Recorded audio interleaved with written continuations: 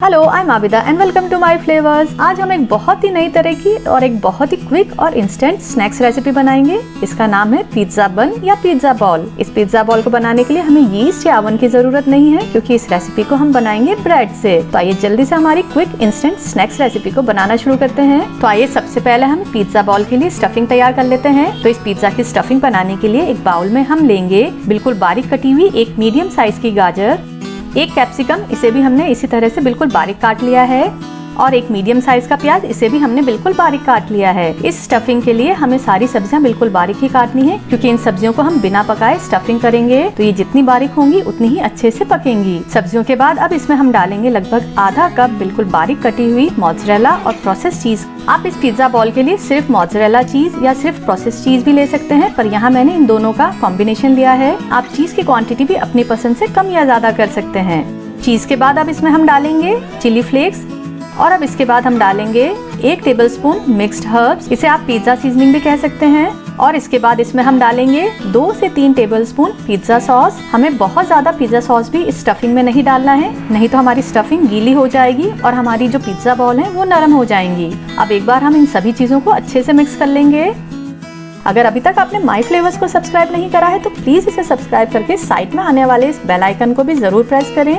और अगर आपको रेसिपी पसंद आए तो प्लीज इसे लाइक करें और अपने कमेंट्स और फीडबैक मेरे साथ शेयर करना ना भूलें। मुझे 2 टेबलस्पून पिज्जा सॉस कम लग रहा था, तो इसमें मैं 1 टेबलस्पून पिज्जा सॉस और डाल रही हूँ।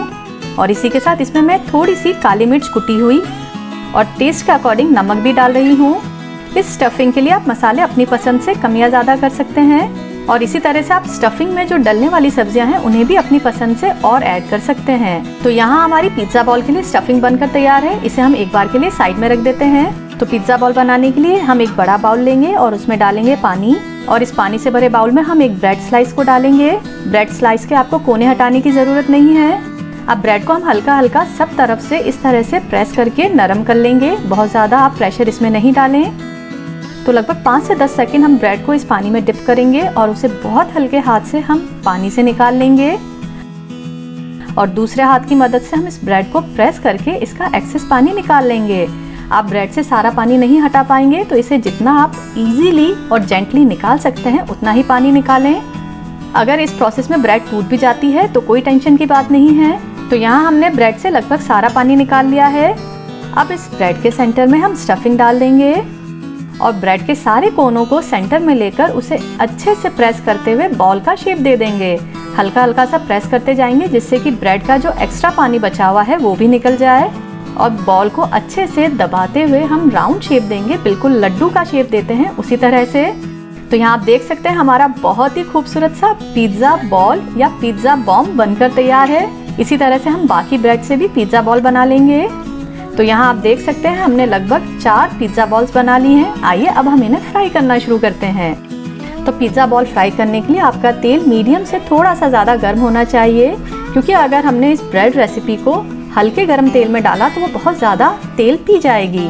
तो यहाँ मीडियम से थोड़ा सा ज़्यादा गर्म तेल है, और इसमें हम एक एक करके 2 से 3 पिज्जा बॉल्स डाल देंगे। आप इन पिज्जा बॉल को तेल में डालते ही पलटने की कोशिश नहीं करें, क्योंकि ये हमारी ब्रेड गीली है और कढ़ाई में जाते ही ये हल्की सी चिपक जाएगी।